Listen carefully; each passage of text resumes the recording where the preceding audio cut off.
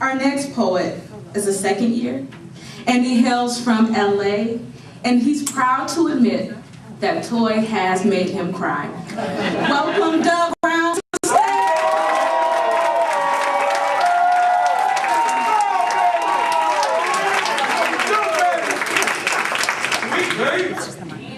D group. I only got 4 minutes, so let me hurry up. Toys made everybody cry in here. All right, I'm gonna read a poem. This is my go there year at CC, so I'm going there. And thank the D group and Canem for helping me with this. Memento for a Mississippian, Sunday, 8/9. Baby, your daddy is dead, reaches and grabs every part of you through the holes of the receiver until your girlfriend grabs your hand and rubs your back, pushes the air back into your lungs. The drive to his house, a hard oak or metal post, so when you get there, you can barely move. Can't even look at his body when the cops ask for an ID. There is a TV tray with a half-eaten meal covered by a dirty, wine-stained rag. All you can do is start to clean up. You throw away whole plates and full pots that make your cousins upset. Noise is everywhere when the men from the funeral home come to talk to you. You grunt, gasp out partial answers for them.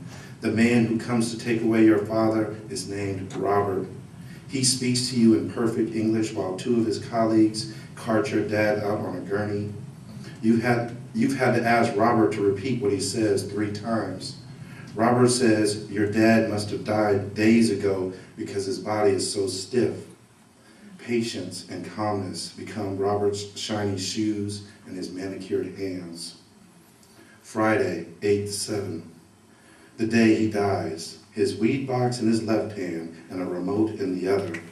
He settles down early to watch baseball or maybe just highlights of a game. Were there memories of his grandkids or his siblings? Maybe his mother's cooking takes him in, cradles his tired body while his head nods to the pace of a ball being pitched, the leather mitt and his heartbeat a synchronized thud. Wednesday, 8/5.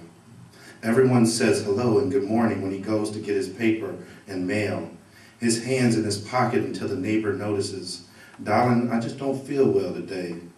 But when Mike from Vegas calls shortly after, Mike makes him feel better. He calls Mike Pimp because he has a mansion from here to Figueroa. I'm not lying, Dougie, I'm not lying.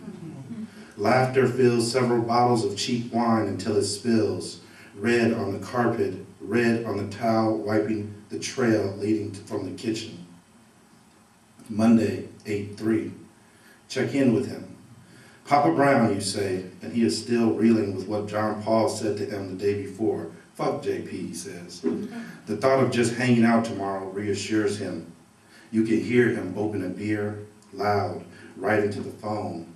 But his I love you is clean, a crisp first sip. Sunday, 8/2.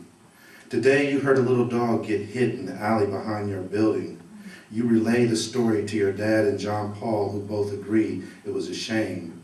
They tell stories about Mississippi, get high on the memories of home. They will get into it later, argue about being ready to die. Baby gonna take care of me, my son gonna take care of me.